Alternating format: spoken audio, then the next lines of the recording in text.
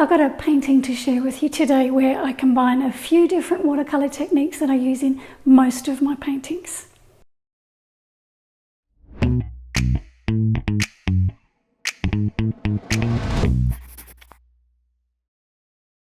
Hi everyone, welcome back. In my past videos I've talked about backgrounds, I've talked about working wet on wet, and I've talked about painting with black watercolour paint. I've shown you a technique called charging, where you drop one colour onto another on the paper. I've told you that I'm trying to be a bit more expressive with my paintings now, and I've talked about painting cast shadows. In this video, I want to show you how I painted different parts of this bird painting, and all of those things that I've talked about previously I used in this painting. We have these sweet little black and white birds that live in our garden. They're called pied butcherbirds. We have 8 of them living here. They have this beautiful call that you can hear in the background.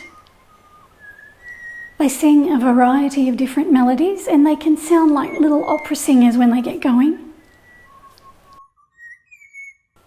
We also have a large carpet python living in our garden, and these little butcherbirds alert me whenever they see the python. One day I was trying to do voiceover on my videos, and I heard them carrying on like crazy. I knew something was upsetting them, so I went outside to investigate. I wondered if there was a neighbour's cat worrying them or something like that, but no. It wasn't a cat. It was this big boy under here. So they're my little buddies and I love them, and I thought it was about time that I painted one of them. This painting took me a few hours to complete, and I knew that it would be a good example to show you all the different techniques that I've talked about in my other videos. I used Fabriano Artistico cold pressed paper for this painting. I always use Arches watercolour paper, which I love, but since trying this one, I now have a new paper that I love as well. It's beautiful to paint on. I like using it that much that I just ordered 10 full-size sheets of it. I used it to paint the elephant on, and I was amazed at how easy it was to lift the paint to create the highlights after the paint had dried. All of these highlights here came off so easily. Anyway, I find it to be a really nice paper to use. Let me know in the comments if you've used it and what your thoughts are about it. Okay, let's have a look at this painting. This is the photo that I took of the butcherbird. It was late in the afternoon in the middle of winter. The tree he was sitting on is deciduous and it had lost all its leaves, so there was nothing to obscure my view of him. The sun was going down and it was the perfect time to photograph him because the light was soft and I was able to capture the beautiful shadow that ran down the right-hand side of him. I decided to do the painting in landscape orientation, and I pushed him to the right-hand side of the paper, so there was some negative space on the left-hand side in the direction that he was looking. I decided to start painting the background first. I want to paint a splash of colour on the background, so to protect the left-hand side of the bird from paint, I'll paint some masking fluid on there. This is Schmincke masking fluid, and I'll use an old brush to put it on the paper. I've run the masking fluid all the way down the left side of the bird, and now I'm painting in the thin branch that's there. I've switched to a little round brush to put the fluid on.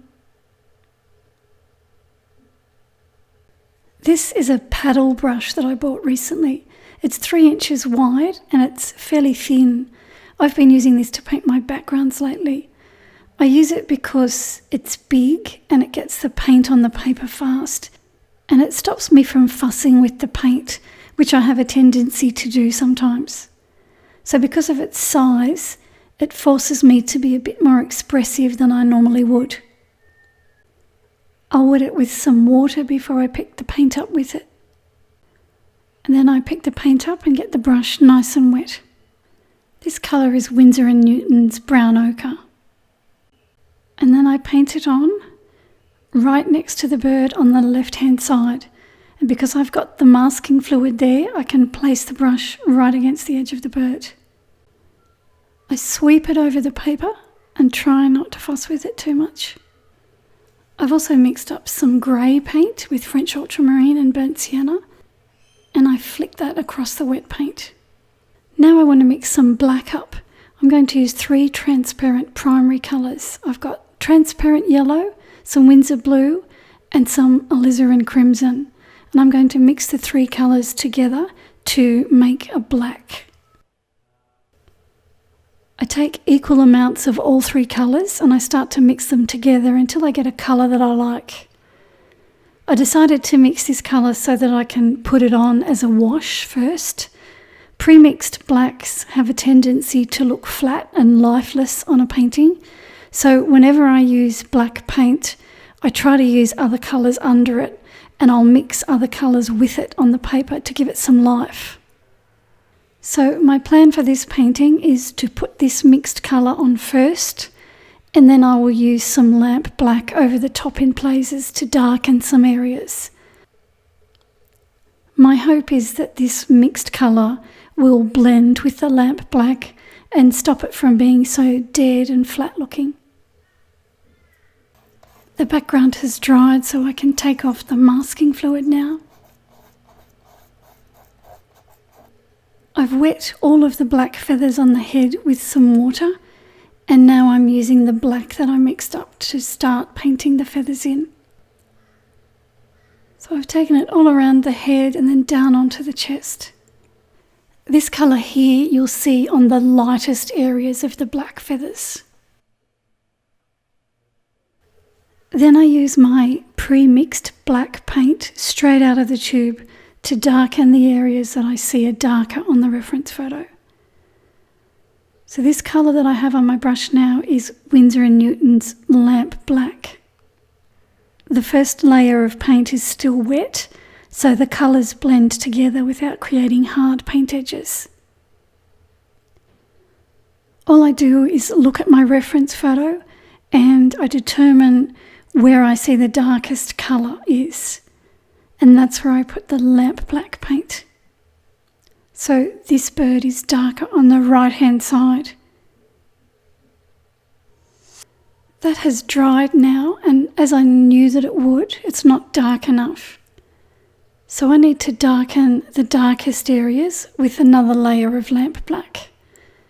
So in order to do that, I need to wet the paper again.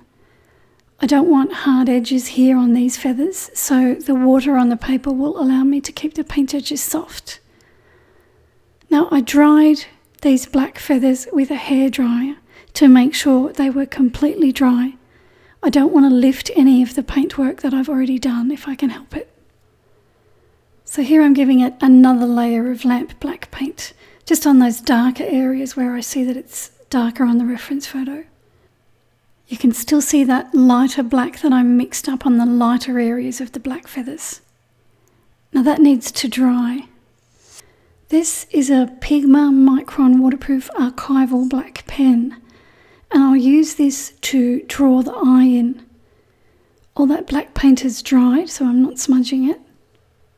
This will be easier than using a brush, and it will help me be able to reserve that light outer ring around the outer edge of the eye. I draw around the little white highlight that I've left on the eye there as well. I'll make sure I get the shape of the eye right.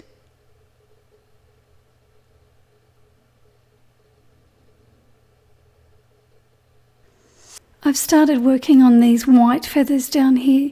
Now most of these will just be the white paper showing through, but I want to add a few suggestions of feathers here and there. So I've mixed up some grey with some French ultramarine and burnt sienna, and that's what I'm dabbing on to the wet paper. Down the side here there's a fairly dark shadow, so I'll paint that in with the grey. And then I'll drop some Winsor Violet onto the grey paint before it dries, and that will add some interest to the shadow. I've put a fair amount of French ultramarine into my shadow mix. I wanted the shadow to be a cool colour rather than a warm colour. And now I have Winsor Violet on my brush and I'm dropping that onto the damp grey paint. That adds interest to the grey and I like the way it looks when it's dry. I've just wet this area a third time with water and I'm dropping in some more lamp black. I felt that it wasn't quite dark enough. So I've just repeated that process again by wetting it first and then dropping the black over the top. The water keeps the paint edges soft. By making the dark side darker, I create further contrast with the lighter black areas, and that helps to give the feathers a sun-kissed look, and it also helps to form the shape of the bird and make it look rounder. Now I want to paint in the beak, so I've got some lamp black here on my brush. I'm painting on dry paper. And all I'm doing is painting in those markings that are on the front of the beak. The brushes I'm using are Vinci Maestro Series 35 round brushes. They've got a really fine point on them. This one here that I'm using is a number 2. I'll take this line all the way down the beak to separate the top beak from the bottom beak. I did the same on the bottom beak and now I'm painting in the nostril that's on the beak. Down here on the tail feathers, I've painted in the black markings with the black that I mixed up. Now I'm painting the edge of the feathers. I've wet down the side of them and I'm using that black paint to run it down the edge. And because the paper's wet, it bleeds back over the white part of the feather.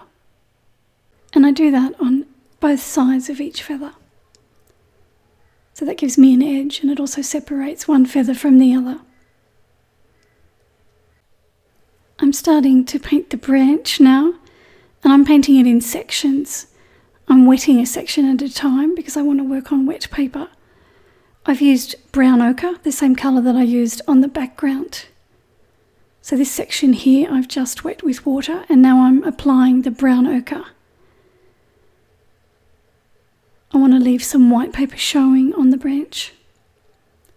Now I wet the next section with water and I do the same thing. So on goes the brown ochre. I'm also going to put some of the grey that I used on the bird on the branch as well.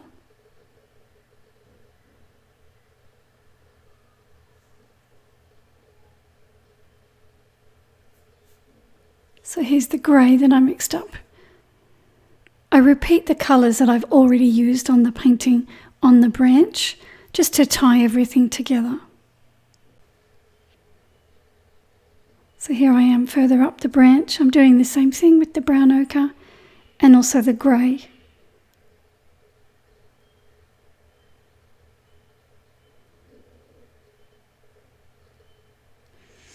I've finished the branch, I've painted in the feet, and now I'm painting some little cast shadows beside the feet. I paint them on the dry paper and I use some Winsor Violet to paint them in.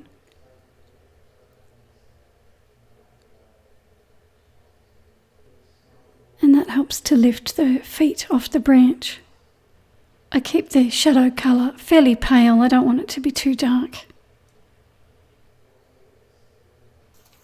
So I'll take the washi tape off and then I'll cut it away from the board and remove the staples. If you want to know how I stretch my watercolour paper, I have a video here on YouTube where I demonstrate how I do that. So there's my finished painting. I'm making a full-length tutorial of this painting. It will be available on my Patreon site soon. Thank you for watching the video. I hope it was helpful to you. As always, please give this video a like, hit the subscribe button, and I'll be back next week with a new video for you. Take 2. Okay. We have these sweet little black birds. Black and white, Louise, black and white. We have these sweet little black and white birds. Anyway, I find it to be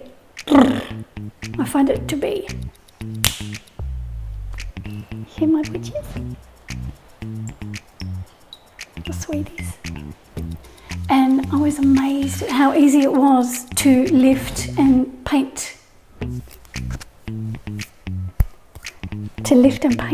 I was amazed how easy it was to lift and paint.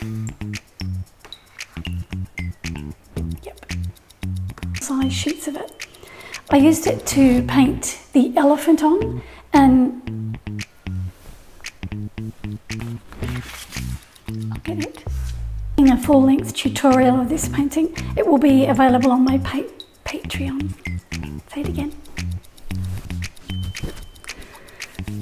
I'm making a full-length tutorial of this painting.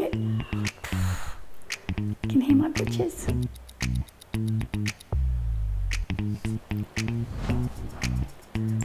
So they're my little buddies and I love them, and I thought it was about time. Got dirt on that. Sorry. Now I use a lot of kookaburras, butchers. There you are, cheeky. What? What? Cheeky birds.